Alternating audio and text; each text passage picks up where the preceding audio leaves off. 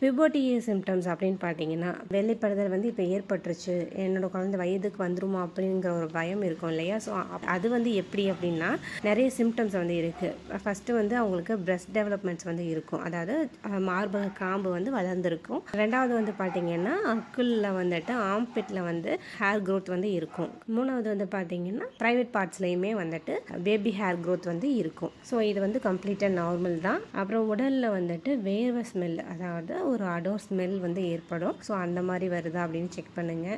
அதுக்கப்புறம் வந்து பார்த்தீங்கன்னா டிஸ்சார்ஜஸ், ஸோ வெள்ளைப்படுதல் வந்து ஏற்படுதா அப்படின்னு பாருங்கள். இந்த மாதிரி சிம்டம்ஸ் வந்ததுக்கு அப்புறம் தான் உங்களுக்கு வந்து ஒரு மந்த்லி வந்து டிஸ்சார்ஜஸ் வந்து ஏற்படுற மாதிரி தெரியும். இது வந்து கம்ப்ளீட்டாக புபர்ட்டிக்கான ஒரு சிம்டம்ஸ், அதாவது ஏஜ் அட்டன் பண்ண போகிறாங்க அப்படிங்கிறதுக்கான ஒரு அறிகுறி தான் அது. இந்த மாதிரி வெள்ளைப்படுதல் ஏற்பட்டதுக்கப்புறம் வந்து பார்த்திங்கன்னா ஒரு 6 மாதத்துலேருந்து ஒரு 12 மாதங்களுக்குள்ளே, அதாவது இந்த மாதிரி 1 இயர்க்குள்ளே வந்துட்டு ஏஜ் அட்டன் பண்ணிடுவாங்க. இது ஒரு ஜஸ்ட்டு உங்களுக்கான ஒரு சிம்டம்ஸ் தான்.